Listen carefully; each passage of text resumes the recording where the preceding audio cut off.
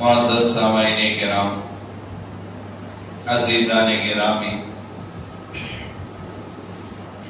تمام تعریفیں اس رب کائنات کے لیے سزاوار ہیں جس رب کائنات نے ہم تمام کو ایک مختصر سی زندگی دے کر دنیا میں بھیجا ہے۔ اللہ تبارک و تعالی ظاہری اعتبار سے کچھ چیزیں فرض اور واجب کیے ہیں جن کا تعلق ظاہر سے ہے۔ نماز،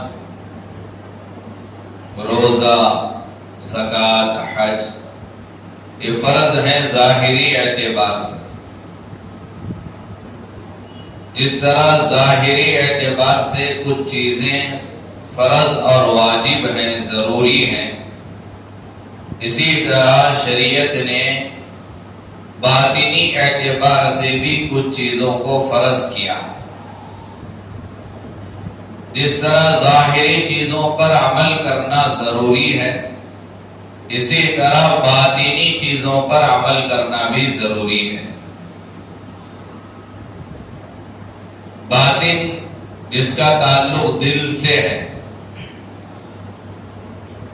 ظاہری اعضاء نماز وغیرہ فرض ہے، ظاہری اعضاء سے کیا جاتا ہے، تو باطن میں بھی کچھ چیزیں فرض ہیں، واجب ہیں، ضروری ہیں۔ کچھ چیزوں کا کرنا، کچھ چیزوں سے بچنا، شریعت نے ان چیزوں کو بیان کیا ہے۔ قرآن اور حدیث میں باطنی چیزوں کے فرائض کو جہاں بیان کیے، ان میں سے ایک فرض یہ بھی ہے کہ اللہ تعالیٰ نے اور اللہ کے نبی علیہ السلام نے یہ فرض کیا ہے کہ ہم آپس میں ایک دوسرے پر حسد نہ کریں، ایک دوسرے پر نہ جلیں۔ آج ہم نے دین صرف نماز پڑھنے کو سمجھا ہے، روزہ رکھنے کو سمجھا ہے، صدقہ و خیرات کرنے کا نام دین ہم نے سمجھا ہے، قرآن مجید پڑھنے کو دین سمجھا ہے، مسجد میں آنے کو دین سمجھا ہے، لیکن باطنی بیماریوں کو ہم چھوڑنے کا نام ہم نے دین نہیں سمجھا ہے۔ حالانکہ جس طرح 5 وقت کی نماز پڑھنا فرض ہے، رمضان کے روزے رکھنا فرض ہے، مالداروں پر زکوٰۃ فرض ہے، اگر طاقت ہے، مال ہے، حج جانے کی تو حج کرنا فرض ہے، اسی طرح اللہ تبارک و تعالی نے حسد سے بچنے کو بھی فرض قرار دیا۔ یہ باطنی فرائض قرار دیا گیا۔ باطنی فرائض میں سے ہے کہ ایک دوسرے پر نہ جلنا، ایک دوسرے سے حسد نہ کرنا، یہ بھی فرض ہے۔ اگر کوئی بندہ حسد کی بیماری میں مبتلا ہے، جلن کی بیماری میں مبتلا ہے، تو پھر اسے وہی گناہ ملے گا جو نماز کے چھوڑنے پر ملتا ہے۔ فرض کے چھوڑنے پر جو وعید ہے، گناہ ہے، وہی گناہ ان باطنی فرائض کے چھوڑنے پر بھی ہے۔ لیکن اگر معاشرے کا ہم جائزہ لیں، معاشرے میں ماحول کا ہم جائزہ لیں، اللہ معاف فرمائے، آج جو اپنے آپ کو دیندار سمجھتے ہیں، جو اپنے آپ کو شریعت پر چلنے والا سمجھتے ہیں، آج ان کے دل بھی حسد کی بیماری سے، حسد کے گناہ سے پاک نہیں ہے۔ امت کا اکثر طبقہ اس بیماری میں ملوث ہے۔ ایک دوسرے کو دیکھ کر جلنا، حسد کرنا، اس کا تعلق دین سے جوڑتے ہی نہیں۔ حالانکہ یہ بھی ایک فرض ہے۔ فرض کا مطلب ہے کہ جس کے چھوڑنے پر، جس پر عمل نہ کرنے پر کبیرہ گناہ ملے گا۔ آج امت کا اکثر طبقہ ملوث ہے، جس کی وجہ سے ہمارے دل ناپاک ہیں، گندے ہیں۔ لہذا معزز سامعین کرام، یہ جو بیماری آج جس میں میں اور آپ ملوث ہیں، حفاظ، علماء، مفتیاں، دین کے داعی، حجاج کرام، عمرہ کرنے والے، حج کرنے والے، مالدار، غریب، خوبصورت، بدصورت، اکثر جن سے ملاقات ہوتی ہے، اٹھنا بیٹھنا ہوتا ہے، آپ نے جائزہ لیا ہوگا کہ کوئی بھی ایسا ملتا ہی نہیں جو حسد کی بیماری سے، حسد کے گناہ سے بچا ہوا ہو۔ چار دوست آپس میں ایک دوسرے پر جلنے والے، چار علماء آپس میں ایک دوسرے پر حسد کرنے والے، آج عام ہو گئی بیماری، یہ گناہ بہت عام ہو گیا اور اسے ہم گناہ بھی نہیں سمجھتے، حالانکہ حسد سے بچنا فرض ہے، فرض۔ حسد کہتے کسے ہیں؟ حسد کا مطلب ہے کہ کوئی نعمت اللہ نے اگر کسی کو دے دی، اب اس نعمت جو ہمارے دوست کو ملی ہے، ہمارے رشتہ داروں میں سے کسی کو ملی ہے، ہمارے مقتدیوں میں سے کسی کو ملی ہے، یا ہمارے اماموں میں سے کسی امام کو ملی ہے، یا ہمارے ساتھیوں میں سے کسی ساتھی کو کوئی بھی نعمت ہو، چاہے دنیا کی ہو یا دین کی ہو، دنیا کی ہو یا آخرت کی ہو، کسی بھی اعتبار سے اگر کوئی نعمت کسی کو ملی، اس نعمت کو دیکھ کر دل میں جلن محسوس کرنا اور یہ دل میں خیال لانا کہ اس سے یہ نعمت ختم کیسے ہو جائے، اسے یہ نعمت کیوں ملی، انہیں مالدار کیوں بنا، اس کا بزنس کیوں ترقی کر رہا، انہیں بار بار حج کیوں جا رہا، بار بار عمرہ کیوں کر رہا، اس کی ایک سے دو دکان کیوں ہو گئی، اسے مسجد کا صدر کیوں بنایا گیا، اسے مسجد کا سیکریٹری کیوں بنایا گیا، اسے جماعت کا امیر کیوں بنایا گیا، یہ کیوں کیوں کیوں، یہ حسد ہے، یہ جلن، اسے یہ مقام کیوں دیا گیا، اسے یہ مرتبہ کیوں ملا، اسے یہ عہدہ کیوں ملا، اس کی اتنی مالداری میں اضافہ کیوں ہو رہا ہے، اور اسٹوڈنٹ ہے تو اسے اتنے نمبرات کیوں ملے، اس کا رزلٹ اتنا اچھا کیسے ہو گیا، اتنے اچھے نمبر سے کیسے پاس ہو گیا، اسے اس کالج میں کیسے ایڈمیشن مل گیا، یہ سارا حسد ہے جس سے بچنے کو شریعت نے فرض قرار دیا۔ تھوڑا ہم اپنی زندگی کا جائزہ لیں، کیا میں اور آپ اس بیماری میں ملوث نہیں ہیں؟ کیا میرے اور آپ کے اندر یہ بیماری، یہ گناہ نہیں ہے؟ اس سے بچنا فرض ہے۔ سامنے والے کو اگر اللہ نے کوئی نعمت دی ہو اور اس نعمت کو دیکھ کر جلن محسوس کرنا حسد کہلاتا ہے، اور اس کی زندگی سے اس نعمت کے ختم ہونے کی خواہش رکھنا، تمنا رکھنا کہ اسی کی یہ نعمت ختم ہو جائے، اسے جو ملی ہے وہ ختم ہو جائے، کیسے ضائع ہو جائے، ایسی خواہش رکھنا، اسی کا نام حسد ہے۔ اور اس میں آج میں اور آپ ملوث ہیں، اچھے ملوث ہیں، اس لیے ہماری دعائیں قبول نہیں ہو رہی، اسی لیے ہماری عبادتوں میں ہمیں مزہ نہیں مل رہا، کیونکہ دل گندا ہے، دل میں حسد بھرا ہوا ہے، جلن بھرا ہوا ہے، کسی کی ترقی ہمیں پسند نہیں آتی، ہاتھ پکڑ کر اوپر لینے کے بجائے آج ہم ایک دوسرے کی ٹانگ کھینچ کر نیچے گرانا چاہتے ہیں، یہی حسد ہے، گرانا، ایک دوسرے کو گرانا، ایک دوسرے کی ترقی کو پسند نہ کرنا، یہ آج امت کا 99% بھی اگر کہا جائے تو غلط نہیں ہوگا، لوگ ملوث ہیں اس میں۔ شریعت نے روکا، قرآن نے کہا ام یحسدون الناس علی ما آتاہم اللہ من فضل، ام یحسدون الناس، کیا لوگ ایک دوسرے پر حسد کرتے ہیں، علی ما آتاہم اللہ من فضل، کس چیز پر لوگ حسد کر رہے ہیں کہ جس چیز کو دیکھ کر، جس نعمت کو دیکھ کر حسد کر رہے ہیں، وہ نعمت تمہارے دوست کو، تمہارے بھائی کو، تمہارے ساتھی کو، تمہارے معاشرے میں، تمہارے محلے میں رہنے والے کو وہ نعمت اللہ نے دی ہے، اللہ نے سامنے والے کو ایک نعمت دی، اس نعمت کو دیکھ کر جلن محسوس کرنا، اسی کا نام حسد ہے۔ حسد کے درجات ہیں، کیٹیگری ہیں، پہلا درجہ، سیکنڈ درجہ، تیسرا درجہ۔ ایک انسان دوسرے انسان پر جو جلتا ہے وہ 3 درجوں میں سے کسی ایک درجے کا حاسد ہے، حسد کرنے والا ہے۔ ہم جائزہ لیں کہ میں کس درجے کا حاسد ہوں، اور تینوں میں سے اگر میں نہیں ہوں، اللہ کا شکریہ ادا کریں کہ بہت بڑی بیماری، بہت بڑے گناہ سے ہم پاک ہیں، ہمارا دل پاک ہے، سب سے پہلا درجہ، پہلا اسٹیج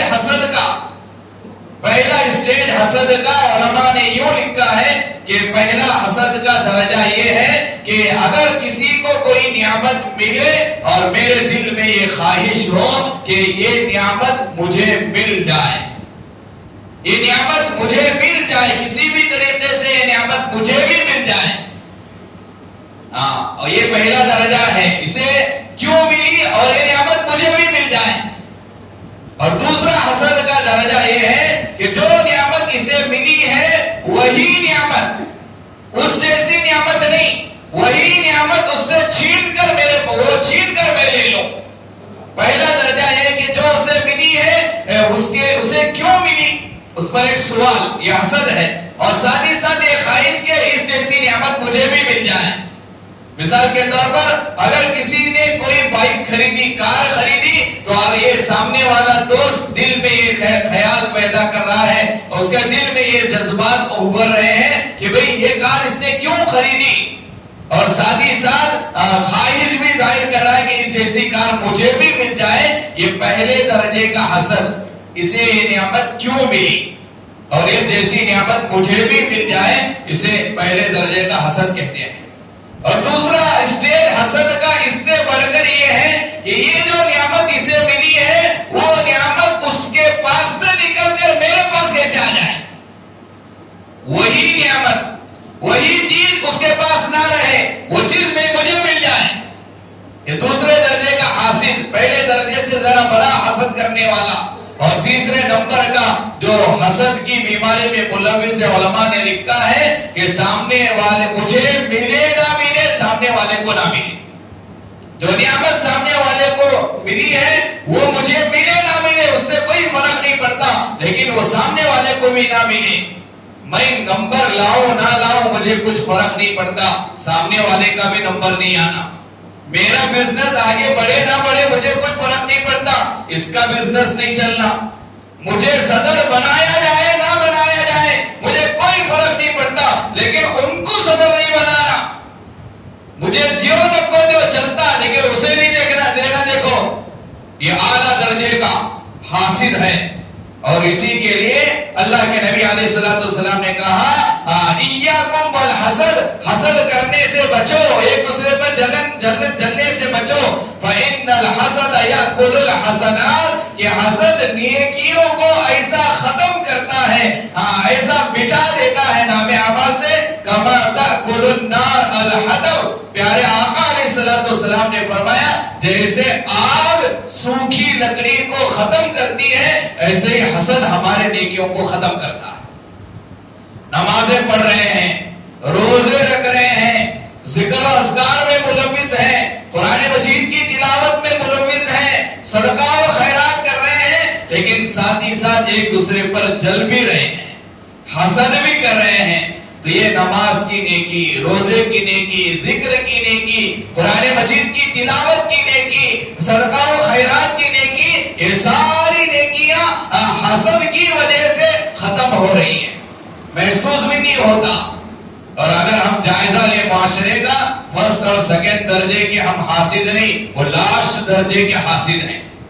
ہمارا درجہ تو لاسٹ کا ہے، مجھے ملندے نہیں ملندے سامنے والے کو نہیں ملنا، میرا نمبر آتے نہیں آتے سامنے والے کا نہیں آنا، میں جیتن دے نہیں جیتن دے انہیں نہیں جیتنا ہے، نہیں ہے اس میں آج قوم ملوث، جس کی وجہ سے ہر فیلڈ میں ہم لوگ نیچے، ہر فیلڈ میں ہم لوگ لاسٹ۔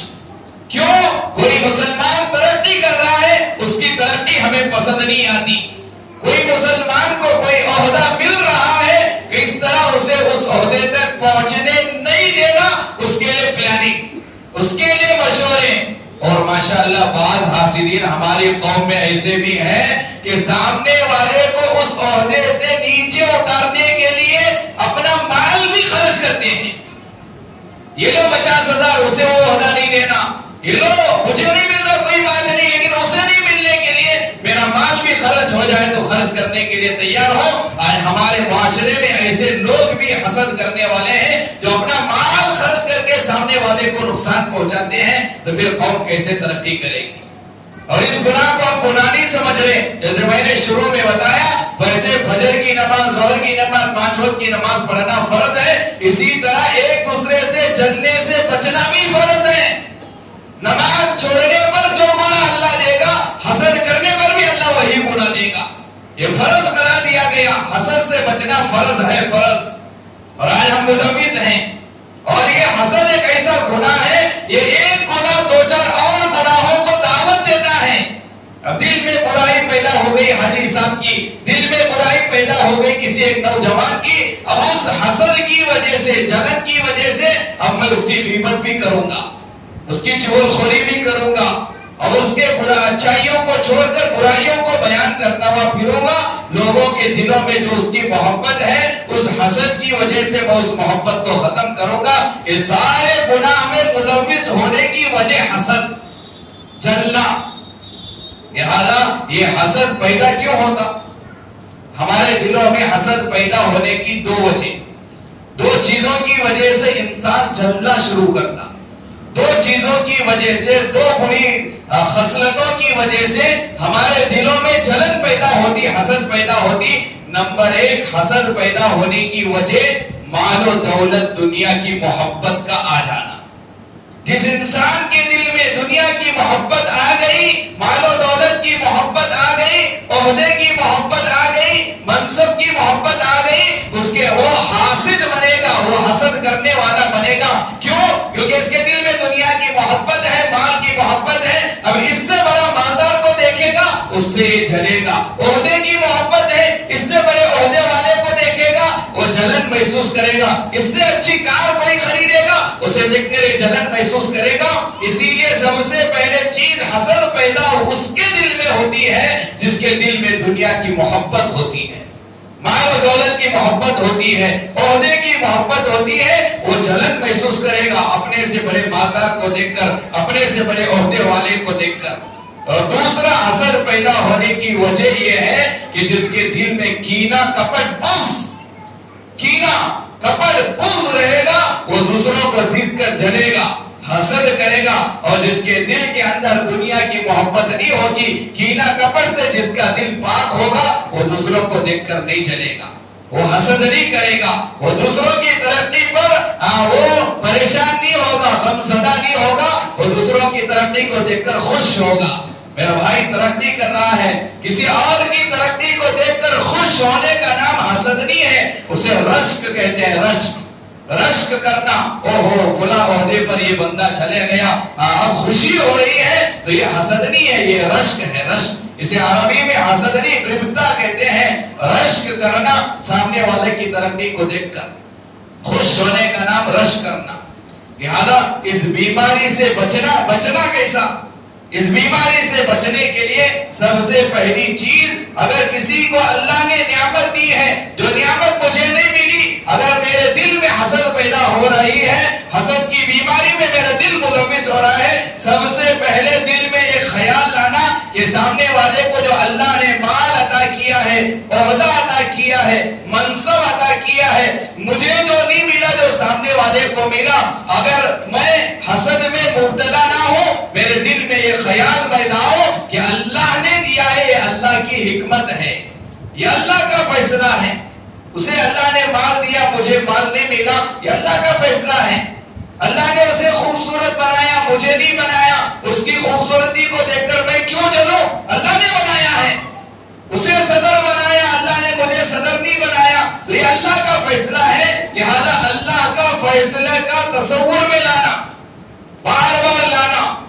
اور اللہ قرآن میں کہہ رہا ہے وَلَا تَتَمَنَّوْا مَا فَضَّلَ اللَّهُ بِهِ بَعْضَكُمْ عَلَى بَعْضٍ. ایک دوسرے جو دنیا میں افضل مفضول، ایک بڑا ایک چھوٹا، ایک مالدار ایک غریب، ایک خوبصورت ایک بدصورت، ایک گڈا ایک لمبا، یہ جو کچھ بھی دنیا میں ایک دوسرے کو ہم نے فضیلت دی ہے، لہذا اس ایک دوسرے کو دیکھ کر، سامنے والا بڑا دیکھ کر اپنے آپ کو بھی اس جیسا بننے کی خواہش و تمنا نہ رکھو. وَلَا تَتَمَنَّوْا، تم تمنا نہ رکھو سامنے والے کو دیکھ کر کہ میں بھی اس طرح بن جاؤں، کیونکہ اللہ بہتر جانتا ہے کہ تمہیں اگر اس طرح بنو گے تو تمہارا کیا نقصان ہوگا. اللہ بہتر جانتا ہے. اللہ ایک بندے کو غریب بنایا، مالدار نہیں بنایا. اللہ بہتر جانتا ہے کہ اگر وہ غریب بندہ اگر اسے مال مل جاتا تو ہو سکتا ہے کہ اس مال کی وجہ سے وہ گناہوں میں مبتلا ہو جائے، غلط کاموں میں مبتلا ہو جائے، عیش پرستی میں مبتلا ہو جائے. غریب ہے وہ نماز پڑھ رہا ہے، غریب ہے وہ اللہ کو یاد کر رہا ہے. اللہ بہتر جانتا ہے کہ اس کو کس حالت میں رکھنا ہے. لہذا سب سے پہلی چیز حسد سے بچنے کے لیے سامنے والے کو کوئی عہدہ مل گیا، سامنے والے کی ترقی ہوئی، سامنے والا بہت ترقی کے اوپر چڑھ رہا ہے تو اللہ کا فیصلہ سمجھے، جلنا نہیں، اللہ کا فیصلہ سمجھنا. اور ہمارا نقصان ہو رہا ہے اس پر بھی ہم خوش رہیں کیونکہ یہ تقدیر کا فیصلہ ہے، یہ اللہ کا فیصلہ ہے. کیونکہ دنیا میں ہر خواہش پوری ہوتی نہیں. 3 عالم ہے. ایک عالم وہ جہاں راحت ہی راحت، ہر خواہش پوری ہونے کی جگہ، جہاں بیماری نہیں، جہاں پریشانی نہیں، اس عالم کا نام جنت ہے. وہ تو نہیں ہے یہ. ایک عالم وہ ہے جہاں ہمیشہ خوش رہنا، وہ جنت ہے. ایک دوسرا عالم ہے جہاں پر ہمیشہ پریشان، ناراضگی، پریشانی، بیمار، بہت پریشان، اس عالم کو جہنم کہتے ہیں. اور تیسرا عالم ہے جہاں کبھی پریشانی ہوگی، کبھی راحت ملے گی، کبھی مال ملے گا، کبھی غریبی آئے گی، کبھی صحت ملے گی، کبھی بیمار پڑے گا. اس عالم کو دنیا کہتے ہیں. تو یہاں ہر خواہش ہماری پوری نہیں ہونے والی. ہم مالدار بننا چاہتے ہیں، مال ملنے والا نہیں. ہاں، اللہ تعالیٰ یہاں دنیا میں ہر بندے کی ہر خواہش کو پوری نہیں کرے گا. تو پھر جب اللہ یہاں ہر بندے کی ہر خواہش کو پوری نہیں کرے گا تو سامنے والے کو جو نعمت ملی ہے اسے دیکھ کر جلنے کی ضرورت ہی نہیں ہے. خوش رہیں اللہ کے فیصلے پر. اللہ کے جتنے لوگ دنیا میں ایسے ہیں، کروڑوں پتی ہیں، مالدار ہیں، جائیداد ہے، محلے ہیں، بہت بڑی پراپرٹی ان کی ہے، لیکن اولاد سے محروم ہے. اور ایک بندہ وہ ہے 3 وقت کا کھانا صحیح سے کھا نہیں سکتا، 6 7 بچوں کا باپ بنا ہوا ہے. اور اس مالدار سے جا کر پوچھو، وہ اس غریب کو دیکھ کر چلے گا کہ میں اتنا بڑا، میرے پہ اتنے میرے مکانات ہیں، یہ سب کچھ میری پراپرٹی ہے، لیکن ایک بھی بیٹا بھی نہیں، بیٹی بھی نہیں. یہاں غریب ہے، ہر سال ایک بچہ، ہر سال. تو یہ اللہ تعالیٰ کا فیصلہ ہے. اللہ کسی کو مال سے محروم رکھ کر اولاد کی نعمت دیتا ہے، اور اللہ کسی کو اولاد کی نعمت سے محروم رکھ کر مال کی نعمت دیتا ہے. اور اللہ تعالیٰ کبھی کبھی مال تو دے دیتا ہے لیکن اس مال کو استعمال کرنے کی نعمت نہیں دیتا. اللہ مال دیا لیکن کھا نہیں سکتا، شوگر میں مبتلا ہو گیا. مال تو بہت کچھ ہے لیکن اسے استعمال کرنے کی توفیق نہیں دیتا. یہ دنیا کا نظام ہے، یہ اللہ کی حکمت ہے، اللہ کا فیصلہ ہے. تو پھر ایک دوسرے کو دیکھ کر جلنے کی کیا ضرورت ہے؟ نمبر 2، حسد نہیں کرنے کے لیے سامنے والے کو نہ دیکھیں، اپنی نعمتوں کو دیکھیں کہ اللہ نے مجھے کیسی کیسی نعمتیں دی ہے. سامنے والا مالدار ہے تو اس کی مالداری کو نہ دیکھیں، اس کے بالمقابل اگر اللہ نے مجھے صحت مند بنایا ہے تو اس مالداری سے کئی گنا بہتر میری صحت ہے. وہ مالدار ہے، بیمار ہے، لیکن میں غریب ہوں، صحت مند ہوں تو اس سے میں بہتر ہوں. سامنے والا مالدار ہے، اولاد نہیں ہے، اور اللہ نے مجھے اولاد دی ہے، لہذا اپنی جو نعمتیں اللہ نے دی ہے اس کی طرف جو غور کرے گا وہ کبھی دوسرے کو دیکھ کر نہیں چلے گا. نمبر 1، اللہ کے فیصلوں پر راضی رہنا، اور نمبر 2، اپنی نعمتوں کو غور، اپنی نعمتوں کو دیکھنا، اور نمبر 3، حسد کی بیماری سے بچنے کے لیے اپنے سے اوپر والوں کو نہیں دیکھنا، اپنے سے نیچے والوں کو دیکھنا.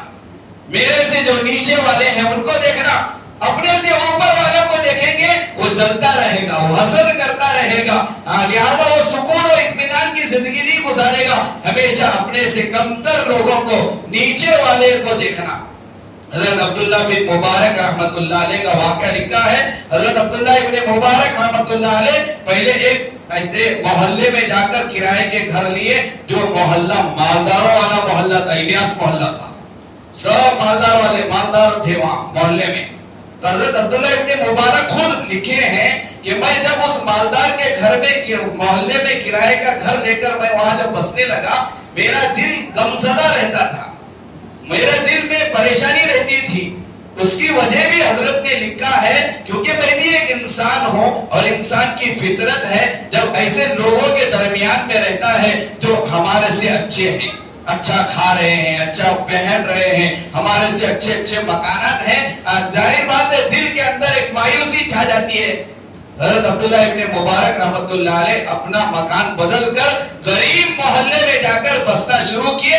حضرت کہتے ہیں کہ مجھے اللہ کا شکریہ ادا کرنے کی اللہ نے مجھے توفیق عطا فرمائی۔ جب مالداروں کے محلے میں رہتا تھا ہمیشہ غم زدہ پریشان رہتا تھا، جب غریب محلے میں جا کر کرایہ کا گھر لے کر میں رہنے لگا، میں اللہ کا شکریہ ادا کرنے لگا، اللہ ان سے تو مجھے تو نے اچھا رکھا۔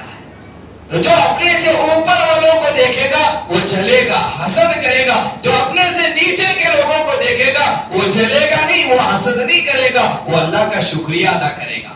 اللہ تو نے ان سے مجھے اچھا رکھا، اس سے مجھے اچھا رکھا، فلاں سے مجھے اچھا رکھا، تو پھر یہ جلے گا کیسے؟ یہ تو اللہ کا شکریہ ادا کرے گا۔ اور حسد سے بچنے کے لیے ایک چیز ہمیشہ یاد رکھیں، حسد کرنے والا وہ دنیا میں بھی جلے گا اور آخرت میں بھی جلے گا۔ وہ کبھی یہاں بھی سکون سے نہیں رہے گا، وہاں بھی مرنے کے بعد سکون سے نہیں رہے گا، یہاں لوگوں کو دیکھ کر، لوگوں کی ترقی کو دیکھ کر جلتا رہے گا اور ساتھ ہی ساتھ اس کی نیکیاں بھی ختم ہو جائیں گی۔ وہ یہاں دنیا میں حسد کی آگ میں جلے گا اور مرنے کے بعد جہنم کی آگ میں جلے گا۔ تو ہمیں یہاں بھی جلنا نہیں ہے، وہاں بھی جلنا نہیں ہے، تو پھر ہمیں حسد سے بچنا چاہیے۔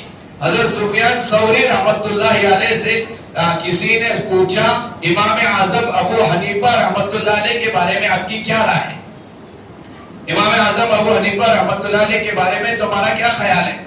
حضرت سفیان ثوری رحمت اللہ علیہ نے کہا امام ابو حنیفہ وہ بہت بخیل ہے، کنجوس ہے۔ سفیان ثوری رحمت اللہ علیہ سے اس نے کہا وہ تو بڑے سخی ہیں، مالدار ہیں، سخی ہیں، لٹاتے ہیں اپنا مال، کوئی مانگنے والا آتا تو منع نہیں کرتے، دے کر بھیج دیتے ہیں، ان کی سخاوت کے چرچے ہیں۔ اور آپ کی رائے ہے کہ سفیان ثوری، آپ کی رائے ہے کہ وہ بخیل ہیں، کنجوس ہیں؟ ایسا کسی نے نہیں کہا سوائے آپ نے امام اعظم ابو حنیفہ کو کنجوس کہا، بخیل کہا۔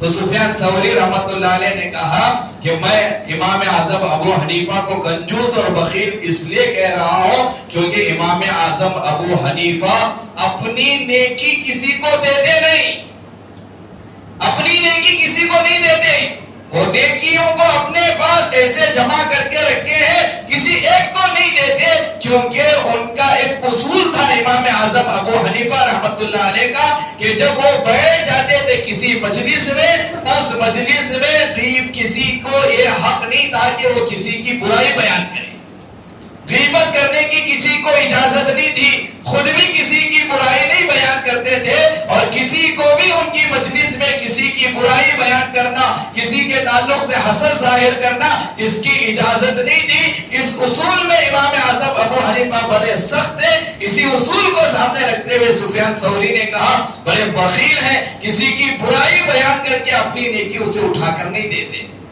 ہم کسی کو دیکھ کر چلیں گے، لہذا جس کے تعلق سے ہم حسد کر رہے ہیں وہ دنیا میں بھی ترقی کر رہا ہے، اور میرے جلنے کی وجہ سے، حسد کرنے کی وجہ سے اللہ میری نیکیاں اٹھا کر اسے دے گا، اس کا تو یہاں بھی فائدہ، وہاں بھی فائدہ، یہاں بھی ترقی، وہاں بھی ترقی۔ اسی لیے امام اعظم ابو حنیفہ رحمت اللہ علیہ اپنی نیکیوں کے حفاظت کرتے تھے، کسی کی برائی نہیں بیان کرتے تھے۔ امام اعظم ابو حنیفہ رحمت اللہ علیہ ایک مرتبہ اپنے شاگردوں سے کہہ رہے تھے بھئی ایک دوسرے پر مت چلو، اگر حسد کرنا ہی چاہتے ہو، جلنا ہی چاہتے ہو، تو امام اعظم ابو حنیفہ نے کہا کہ تم تمہارے ماں باپ پر جلو، حسد ماں باپ پر کرو۔ وہ آگے فرمایا میں اس لیے کہہ رہا ہوں اگر تم ماں باپ پر چلو گے تو تمہاری نیکیاں تمہارے ماں کو جائیں گی، باپ کو جائیں گی، گھر کی نیکیاں گھر میں رہیں گی، باہر نہیں جائیں گی۔ باہر والوں پر چلو گے، باہر والوں کو تمہاری نیکیاں جائیں گی۔ اگر چلنا ہی چاہتے ہو تو ماں پر چلو، باپ پر چلو، تمہاری نیکیاں ماں باپ کو جائیں گی تو تمہارے ماں باپ کو فائدہ ہوگا، نقصان نہیں ہوگا۔ لیکن باہر والوں پر نہ چلو، باہر والوں پر چلو گے، حسد کرو گے، باہر والوں کو فائدہ پہنچاؤ گے۔